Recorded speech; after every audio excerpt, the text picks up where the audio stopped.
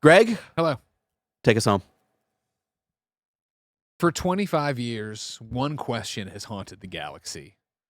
How small can we make our number one slave owner? No, I'm kidding. I mean, we're not going to be small. Wow, I thought, I was I- convinced that you were gonna do Pokemon Snap, but with Watto, and I thought you were gonna call it "Where's Watto." Oh, that'd be good too. I like it a lot. No, we're not going to do Come to you in Watto a dream? again. Instead, I will welcome you to the E3 stage, which will actually probably just be a direct. All right. Okay. So we go through rating pending, black screen, and you hear this VO.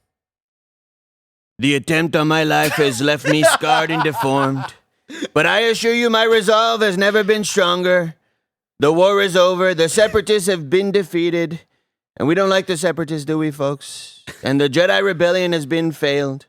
We stand on the threshold of a new beginning. And with these inspiring words, I'd like to welcome you to Star Wars Middle Management Empire. Order 66 has been executed, and now we need to protect our borders from the last of the Jedi, along with the usual scum and villainy from around the galaxy. After, of course, the attempt on the Emperor's life, you, our main character, were inspired to join the Empire with dreams of glory, stopping these horrible Jedi that are all over the world, getting out there and really doing stuff. Instead, what you're found is pushing papers.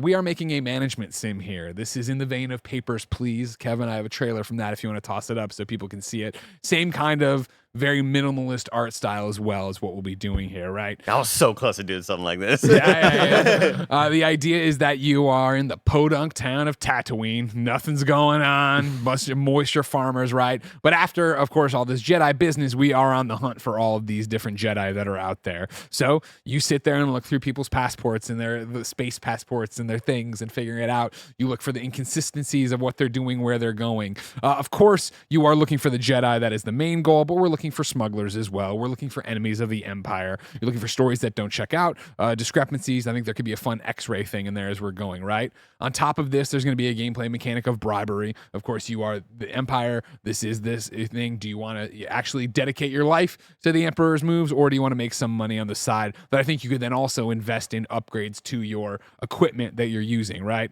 But the idea, of course, of middle management empire is you trying to rise through the ranks, right? As you find actual Jedis or other high-value targets, you start getting more and more responsibility, right?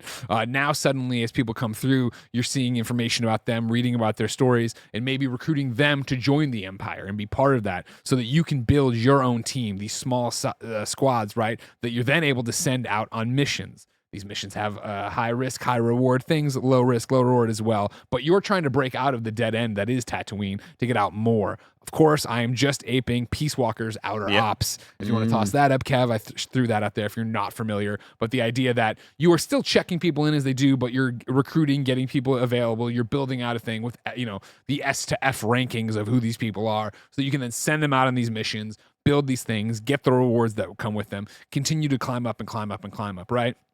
The idea is that when you break out of Tatooine, you've caught the attention of everybody, you move to an Imperial Star Destroyer. You're doing the same thing there. It's kind of going to be one of those, like, this is the last bastion of checking in the people who have been brought in. They're trying to get to the next jump point, right? You're going through and checking their papers, doing all of that thing. You can also now send out bounty hunters for the people who have slipped by you, of course, try to track them down. Same idea, though. You're spending the money off that you have from bribery. You're trying to get ahead, so you're using your own personal funds to do these things.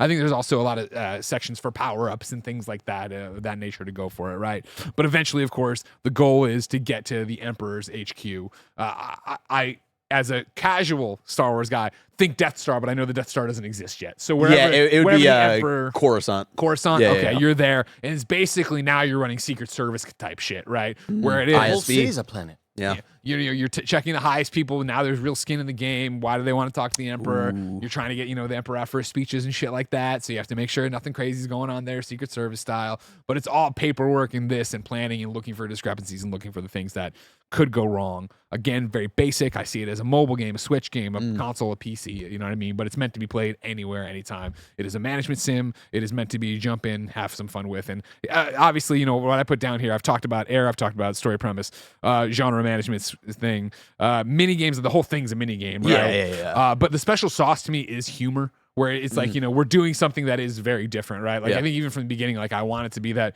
you can spend time obviously in a very 8-bit-ish art style of customizing your character, but then immediately you never see him again. And, you know, and even Yeah. if you did, they'd be, I want you in the Stormtrooper helmet for the first part. And then Yeah. even I was thinking, if you're going to pop in a cutscene, it would always just be from behind. Like you're always talking to somebody else or seeing what it was. So you never actually see your character again.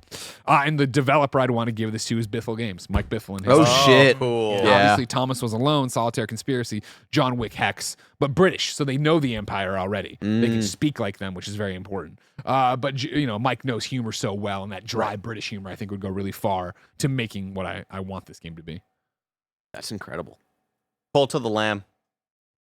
Go find some people, bring them back. You can name them after your friends. Push chat can name them as well. Yeah, they recruit them. they become like they're on your little farm as well. But I was so close to doing a like because I just love the idea of this ultra serious setting, and it's drama all over the place. There's fascism and all this like really heavy shit. But it's like no, we're doing a little management. So thing. many of these people in cute. the gray suits and running around the Death Star. They're just paper pushers. They're Yeah. not doing anything important, right? I feel like that's exactly what I want. He can't wait to clock out and get home. You know.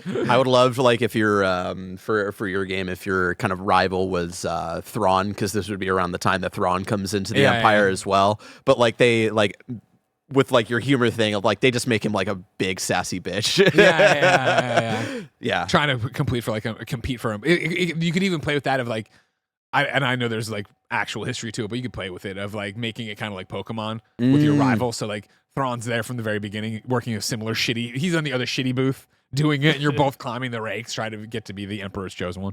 Hell yeah. It seems like one of those that I'd be like, man, this is the perfect Steam Deck game to play before bed, and then it comes to mobile like a year later. You know what I mean? And you're like, Just like oh shit, Balatro. let's go. I need Balatro on phones as soon as. From the award-winning game studio BioWare comes an immersive fantasy series, Dragon Age: Vows and Vengeance. A pair of heroes brought together by fate to embark on a journey of revenge, redemption, and love. Set in the vast world of Thedas, Dragon Age: Vows and Vengeance features key characters from the upcoming game Dragon Age: The Veilguard, rated M for mature. Let's check out a trailer. So, what's the mark? The Eye of Kithiska. From the world of Dragon Age comes a new tale. The eye was crafted centuries ago by a powerful dreamer. Listen to me. You've been tricked. We have to put this back and leave. I'm sorry, but I won't let you pay for my mistakes. The Eye will destroy us. Dragon Age, Vows and Vengeance. Listen and subscribe wherever you get podcasts. Check out Dragon Age: Vows and Vengeance, an 8-episode immersive fantasy series now at kindafunny.com/dragonage. That's kindafunny.com/dragonage. It's funny because the premise of this episode is building our perfect or our dream Star Wars game. Yeah. And I feel like that already exists for me. It's called Star Wars Battlefront 2 for the PlayStation 2. My That fucking exists. dude, my And if fucking you even dude. were removing that from the table, right? Star Wars Episode 1 Racer also exists. My fucking yeah. dude. And so like I'm like my perfect Star Wars games, my dream Star Wars games already exist. And so I think for me, I looked at this as a chance to get a bit more creative of what haven't we seen in a Star Wars video game before? Because I feel like we've seen it all. We Yeah. have racing games, we have first-person shooters, we have action games, we have action RPGs, we have more traditional turn-based RPGs, right? Yeah. Like we've have covered Lego. everything, yeah. We've basically gone through everything when it comes to Star Wars games, and so I think the task of getting into the Duffy and trying to make something that feels fresh and feels like it's worthwhile for the universe and for the Star Wars fan base gets really interesting and really fun. So We don't have Fields of Mustafar though. I like that. Whoa. Shit. Is that a hint? tease? Is that a tease? No, I just had to look up like planets. A different planet with the M. Is that a tease? That there tease? was Andy's also like, no, I just made a 5v5 hero shooter. there was also Mon Calamari. Isn't but Mustafar like a Yeah. fire planet or something? It is, yeah, It's yeah. where Not that Anakin feels- got his limbs chopped off and then burned alive. Can you just imagine like seeing that in the distance? Like, god damn it. Anyway, I'm gonna go flirt with the lady who runs the shop over here. Obi-Wan has the high ground. Or not Obi-Wan.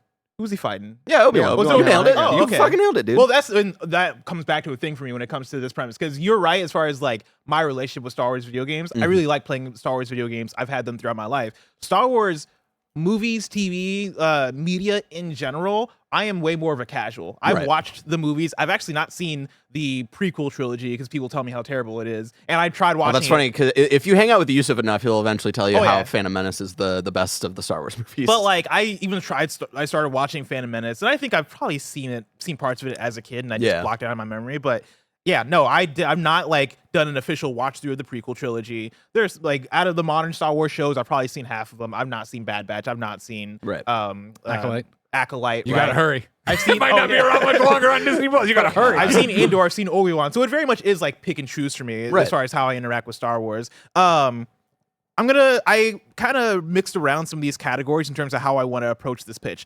I am gonna go category by category though, and so I'm gonna start off with title. The name of this game is called Star Wars: The Hidden Trilogy. All right. From there, I want to hop into story premise. The game takes place in a small town in California in the year 2077. That is exactly 100 years after the first Star Wars film has come out. And that is also 30 years past the relevancy of Star Wars. That's right, a new Star Wars movie, TV show, or any major product hasn't been produced by Disney since 2047. Whoa. Now, you play the role of an American teenager named Alex, who happens to find stashed away. Could have been Kyle. It could have been Kyle. It's not too late. It could be Kyle. Kyle might be his middle name. Or their middle name. That's what the executives are like. It's got to be Kyle.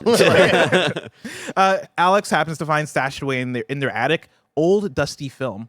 A lot of it has been lost to time, but some of it is recoverable.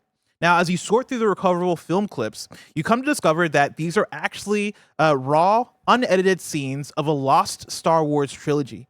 Much of it is test footage. I hate you because I wanted to do This is something so good. Immortality coded Yep. too, and I couldn't wrap my head around it. And I figured it out. Much of it is test footage. Much of it is behind the scenes. But through exploring through these lost clips over the course of time, Alex starts to discover the secret of the origins of the Jedi and the Star Wars universe. Now, this is a found footage game. That is the genre. It is a Okay. found footage FMV game. Okay. The developer is indeed Sam Barlow and Half Mermaid. Now, that gets us into the gameplay, right? Where you have the category here, combat or moment-to-moment gameplay. Moment-to-moment gameplay is pretty much the same as Immortality. So the interactive part is solely sorting through clips and trying to uncover new clips, just like you do in Immortality.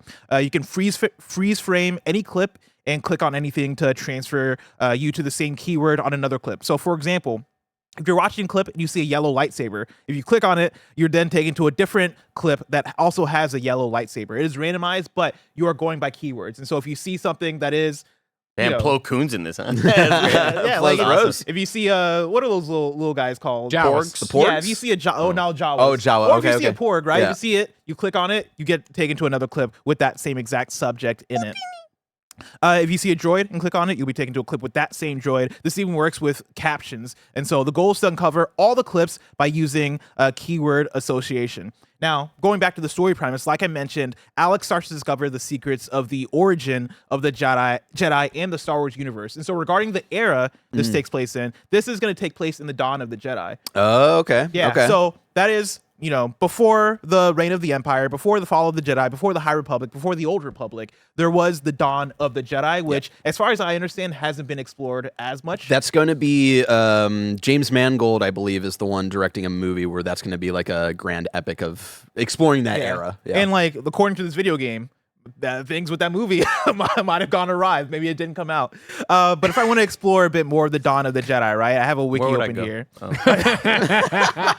So there was a Star Wars comic actually that I think probably came before the Disney acquisition, before they redid a lot of what's canon in the Star Wars universe. But there is a Star Wars comic called Star Wars Dawn of the Jedi that gets a bit into it. Reading a bit from the wiki that sets the tone here.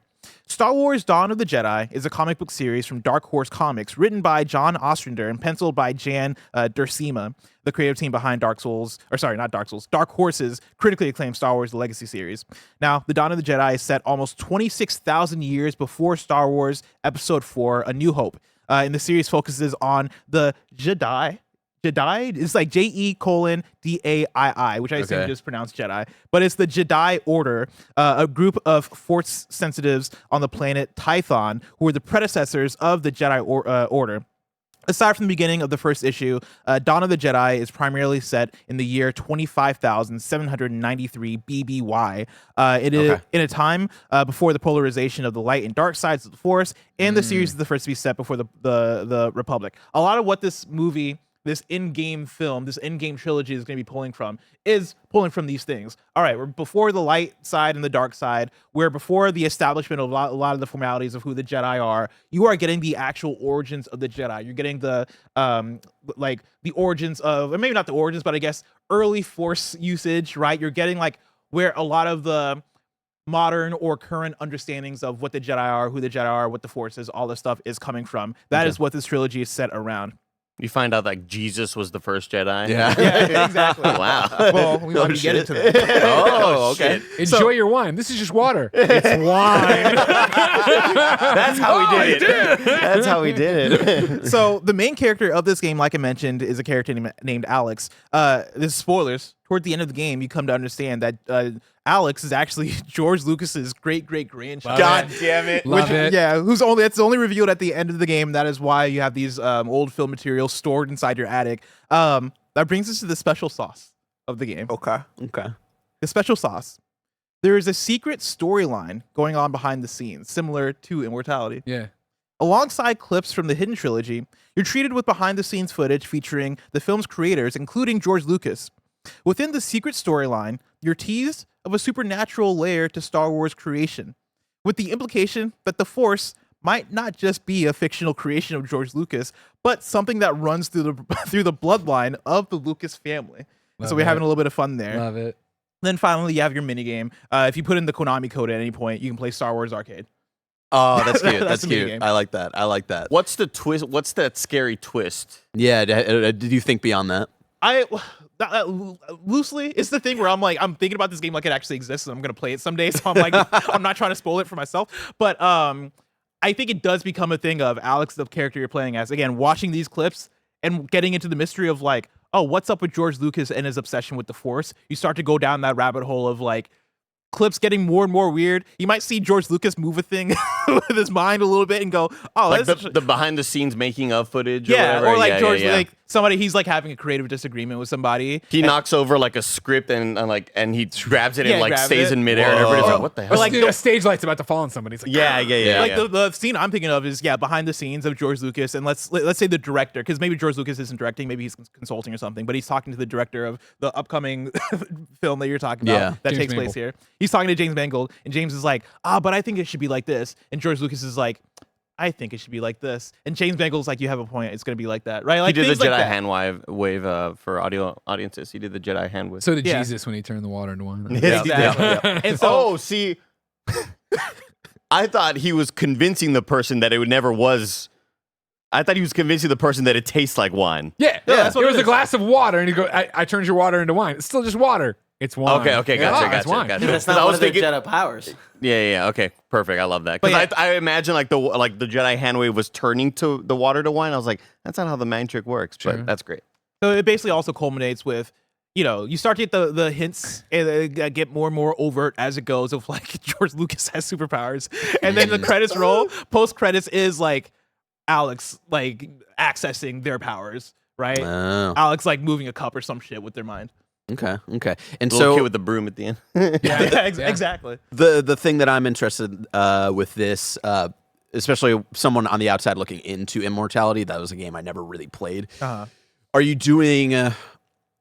Is there like an outside storyline because you're finding like footage of like movies that have never come out, right? Yeah. And so like, are you thinking of like having plot lines like between actors and stuff, and like seeing like what that behind the scenes stuff, Oh, but yeah. outside of like the George Lucas thing? Yeah, I think you are. It's not. I think the difference with Immortality is that Immortality was so focused on the actors because one of the main character, was it Marissa Marcel? Yep. Yeah, Yeah. Marissa Marcel. Like she's the main character and she is an actor in these films. Okay. For this, more of the main characters are going to be the people that are actually like on the creative side of creating the film. I think the actors will be characters in the game, but the behind the scenes stuff is going to be more so the writing team and the directing team, and like getting more into the mindset of, oh, why are we making these decisions? What makes Star Wars Star Wars? What are the tenets of how you make a good Star Wars story? How do we create these ideas of the light side and the dark side toward the end of this trilogy, unless it's already been done in Star Wars, which I don't know. But yeah, it's going to be more so that.